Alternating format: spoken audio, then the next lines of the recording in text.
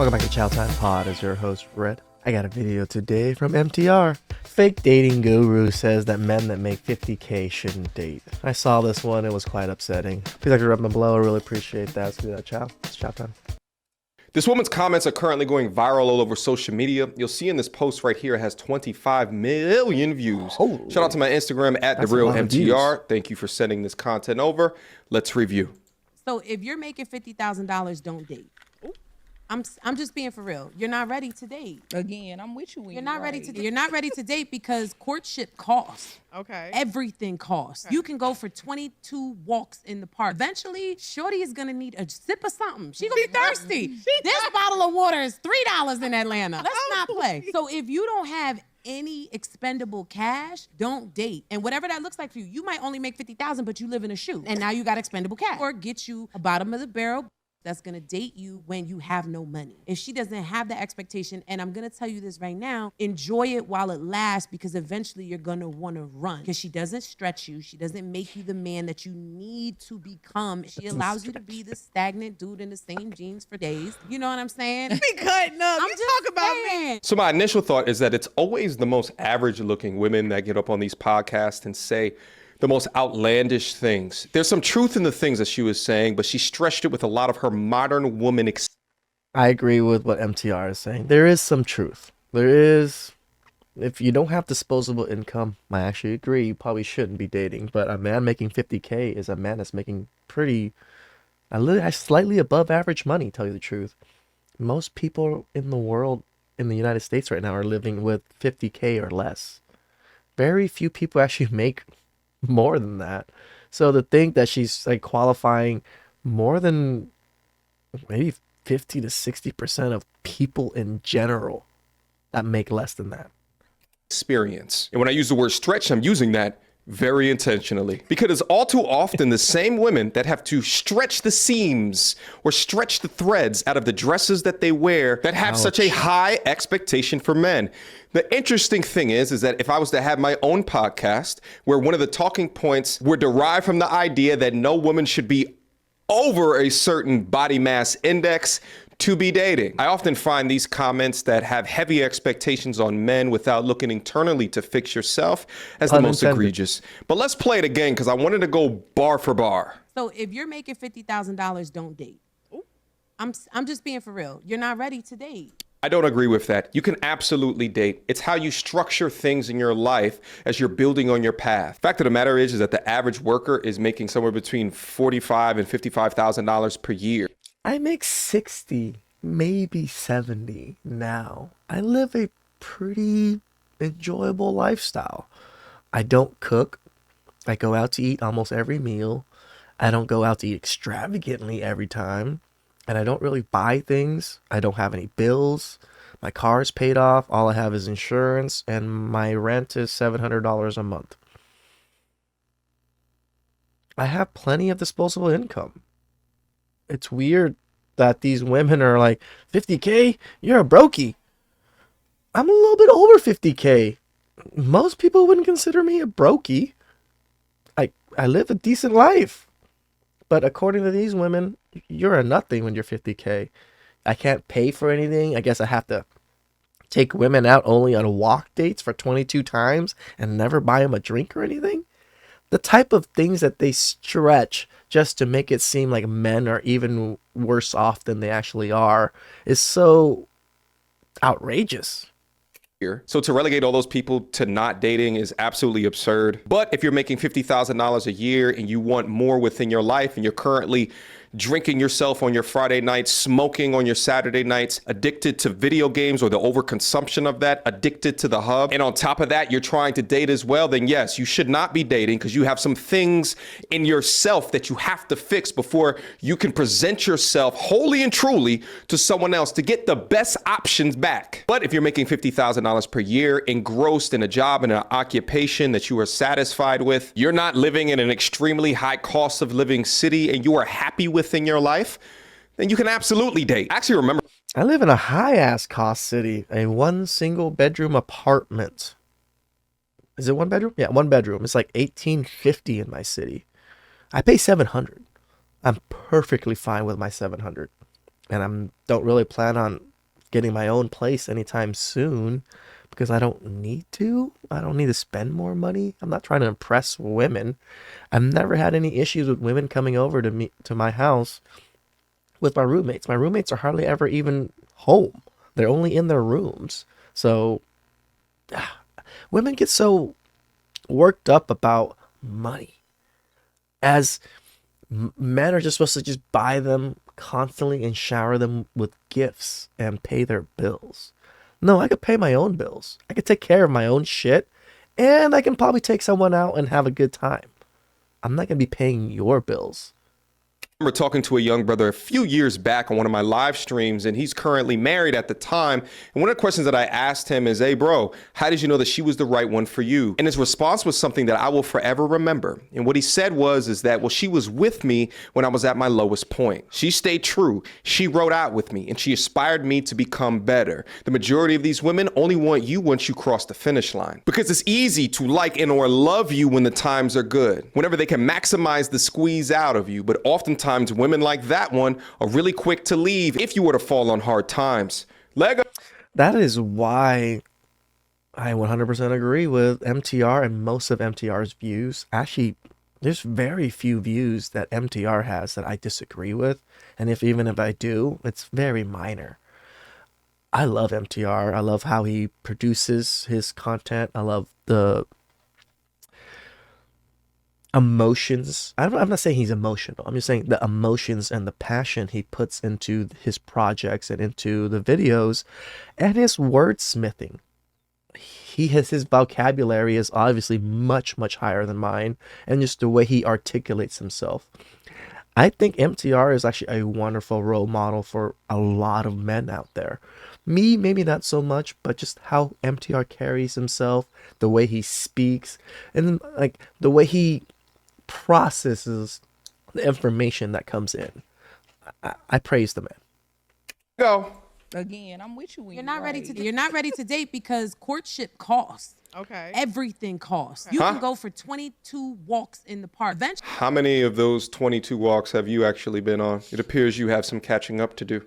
shorty is gonna need a sip of something. She gonna be thirsty.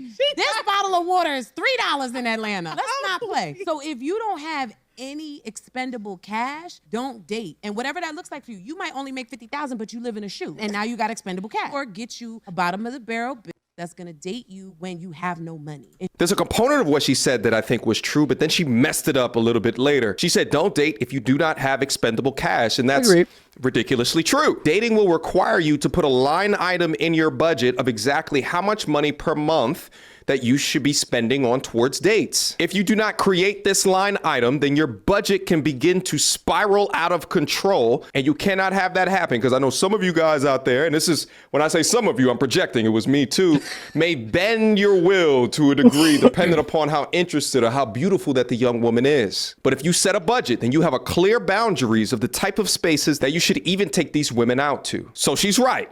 Courtship does cost, but then she messed it up towards the end when she tries to shame women and calling them broke bum bitches or whatever it is that she said, because those women are willing to date men that make $50,000 ish per year. These modern women are even shaming modern women out of potential fantastic options. It's hilarious to me to watch the least married demographic speaking or giving advice to on how to get married. How many years ago was it that MLK had that speech that he had a dream that you would not judge by the color of skin, but of the content of character? But today in this year, MTR has a dream. When will you stop judging men by the money in his pocket and on the content of his character? Especially when that's what you want us to do, right? You want us to judge you by the content of the character, even though visually I look at you and I see many skip gym sessions and the inability to control the action of putting food into your mouth. The average American woman is walking around today at 180 pounds. That's crazy, guys. I go to the gym. I even drink protein powder. I'm 155 and 160 on a good day if I really ate a lot. For these women to be averagely 185, I'm 5'7". I'm slightly below average male height in the United States, but average women height is lower than me. So women that are shorter than me weigh more than me? Make it make sense, guys. Make it make sense. That's 20 pounds off from me, and I am almost 6'3". It's completely absurd at this point. I want you guys to begin to love yourselves a little bit more than what these fast food companies are demonstrating by continuing to market to you. Let's finish up. And I'm going to tell you this right now. Enjoy it while it lasts, because eventually you're going to want to run, because she doesn't stretch you. She doesn't make you the man that you need to become. She allows you to be this stagnant dude in the same jeans for days. You know what I'm saying? Be cutting up. I'm You just talk about saying. me. There's a lot of vileness that exists in the way that she describes this, but this is why so many men are getting their passports and going somewhere else. Because, I mean, instead of complaining about the cost of $3 of water in Atlanta, you complain that the men are not amounting up to what inflation has in store for us. And you're also assigning women that get with men that are making $50K a year to being just losers themselves. There's so much wrong in what you're saying, and to think that you're giving people advice is absolutely absurd to me. And truth be told, it actually reminds me that anybody who wants to get on the internet and just create a business, you have the opportunity to be able to do that. Because I believe she's some type of dating coach. There is literally no barrier for entry. She proves it, being able to just say whatever you want and gaining an audience. And if you Didn't I ask this like last year? What's the qualification to be a dating coach? I don't even understand if like there's like certificates or what, or do I just make a YouTube channel and all of a sudden I'm a dating coach or what? Because that's crazy. There's a lot of guys out there that are dating coaches, a lot of women out there that are dating coaches that should not be giving people advice at all. I'm probably one of them.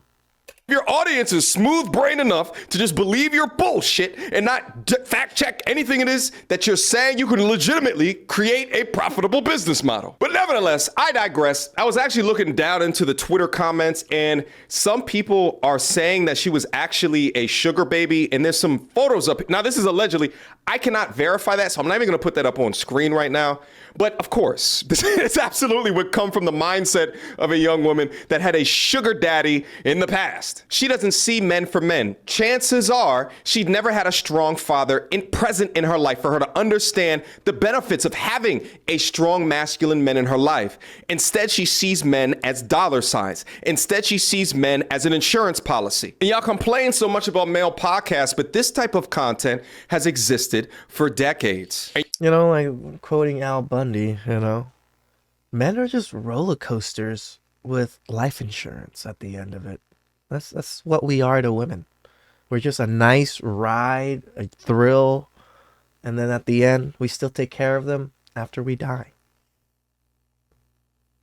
And you wonder why so many men today complain about the modern woman, because the decades of those conversations has produced this as its offspring. Happened in your dating experience to where you're now like, It's a lot of pressure on black men, specifically dating black women. And I love black women. Social media and the culture has put a lot of pressure on us. This could be just based on environment. When I moved to Atlanta, you know, women here are very entitled. And listen, I'm not blaming anybody, so I don't want this to turn into when you say that. entitled though, break, what does entitled mean? I'm in Atlanta right now, and I understand exactly what he means. By the way, that first podcast is filmed in Atlanta.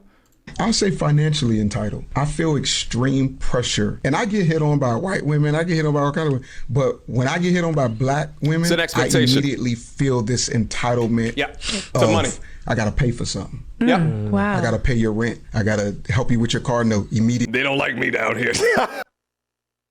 I admit, in the last 4 years, I've dated 2 black women, and I got that similar entitlement feeling about it, that they were the ish that I should be, you know, like praising them for being in their presence, and I should be paying their bills. And I was just like, what the, is this how it is? I 100% agree with this gentleman.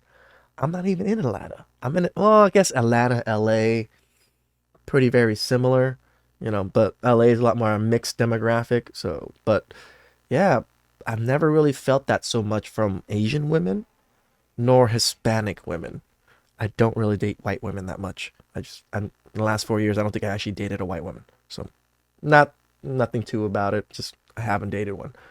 But Yeah, I've never felt this from other race or other groups of women other than black women that really feel, oh, you should be paying my bills off the bat. Immediately within 2 weeks, or I gotta. I'm just saying what I've experienced. I'm not saying that's every Yeah. woman. Agreed. Nowadays, Just if my I take experience. somebody on a date, $400. immediately, and I don't even drink. So if she drink, that's the couple hundred. If the hookah's 45, lamb Dessert? chops is 50, dessert. So by the time VIP Valet. park, valet, I was just getting ready to say valet. So we didn't spend $400 for me to see if you like me. Say that again. Right. So it's like I'm spending and I'm spending. That's just the first date. You want to go out again. So I didn't spend $1,000 on 3 dates just to see if you might call me back. Or You know, what's interesting about this is that this brother, in respect to him, but he's indoctrinated because he's saying numbers like 400. He's talking about $1,000 after a couple of dates. My brother, you obviously don't listen to my platform because God for damn, even though I know what he's talking about, that's never been the type of bills that I pay for down in Atlanta. You gotta relax, my G. But I mean, he's well off. Kudos to him. But god dang, $1,000 in 4 dates. Holy. I'll maybe spend like $100 on a date. 50 for her, 50 for me. So it's a normal date nowadays, just because inflation and everything. But $200, $300, $400 on a date. Where the fuck you guys going? I understand exactly what he's talking about. What's interesting is that as I've come into this space right here and I'm above average earner, and a lot of these women will Average not here. give you the time of the day unless they see some type of material that comes along with your presence. And let me say this, that there's a big difference between just being hypergamous, right? And wanting to be in a space to be your most feminine because the man has the majority of the financial obligations. That's another thing. But the entry for doing play in a city like Atlanta can be a bit expensive. However, I love it down here. I wouldn't trade it. But let's watch this one as a degree of a palate cleanser to show the opposite of what we originally saw in the video. No, it's funny that he's right. Like, you have to have some material good to kind of show that you're doing well. I used to drive a Honda Fit, and that was the car I got from my divorce and stuff. And it was fine. It was a little red Honda Fit. It was like the highest end Honda Fit, so it had like leather seats and stuff, which is whatever. Nothing trying to try to brag here, but when my mother passed and I took over her car, which is a Acura RDX, it was quite a difference of how I was able to move about publicly. Does that make sense? That sounded weird. But yeah, just women were more willing to approach me, and I was like, when I was approaching women, they were more receptive to it. Obviously, because of the nicer car. When they see a guy with a little red Honda Fit, they're just like, nah, he's Asian for sure, But when he sees a guy with like a little more nicer car, a little slight SUV, and stuff like that, then they're like, well, I could take him a little bit more seriously. One, I'm 30. I'm 37 now. So an older man with a very not so great car, women just view it that way, which is I'm perfectly fine with. I didn't really care either way. The only reason I kept my mom's cars, I didn't want to get rid of it because it was a sentimental value to me that it wasn't the first car I bought for her. So. Listen, I get real quiet every time y'all start having them conversations about who gonna pay for what and your man gotta do all of the legwork. Because, baby, listen, around here, I'ma pay half the rent and I ain't gonna complain about it. I might even pay a little bit more depending on what your pocket's looking like for the month. Because in this economy, Damn, girl. I know. I get it. I know. I'm gonna take my man on dates. I'm gonna pay for a haircut. Babe, I'm about to get a pedicure. I'm gonna treat you the one this month because I know you had a long month just like I did. Or shoot, happy Father's Day, happy birthday, whatever. Like, I'm paying God damn, where's she in my life? for stuff. I understand her mindset, and it's much more of a modern mindset, and I respect that. But women with these mindsets are the kind that men feel inclined to doing way more than 50% with. Correct. Does that make sense, modern woman? I don't know if you quite get that. No, I agree with MTR, right? The more feminine and the more things you're more willing to do for me, it doesn't even have to cost money. And it really doesn't. For men, it's never really been about money. It's the little things that you do that are free that really get us in the mood. Oh, I'm taking care of this person. I'm taking care of this woman for the rest of her life. She deserves it. And I agree. Men feel so protective of these type of women. They're like, oh, fuck no. She's with me. I'm taking care of all this shit. Or I'm doing at least everything in my capabilities to take care of this woman, even if I can't fully take care of her. Mindset makes us want to provide more for her because she's not entitled. You know, kudos to the girls that got it all taken care of for them. Kudos to the girls that's just like, you know, my man does it all. I don't lift a finger. I lift fingers. I work. With or without a man, I'm going to work. And I'm going to take care of my man the same way I want him to take care of me. I don't see nothing wrong with paying a little bill here and there. I don't see nothing wrong with our rent, $1,400, you pay $700, I pay $700. And I mean, quite frankly, with me and my man, like, we done did the whole 60-40. He done did 60-70. I did 40 or 30. Like, you know, it's just whatever works is what's going to work. And then the biggest part of it is whatever works for you is what works for you. But yeah, I'm going to continue to mind my business when y'all talk about who going to pay for what and what y'all not going to do, because I'm going to keep doing it. It's women like this who want to mind their business, Listen. but it's women like this that people should be hearing more from. But guys, even if they do talk like this, you have to pay attention to their actions and not just their words, because there's some liars out there that will verbally adopt this behavior. Chameleons. Their actions don't match their words. Questions, comments, concerns. Y'all already know what to do. Me, go to tourismreviews@gmail.com. Whew, shout out to MTR. Great chow. Women. We're people too. Men are people too. So all we really care is if you see us as a normal person. We bleed just like you. Please like subscribe down below. I really appreciate it. And catch you guys next time. Ciao.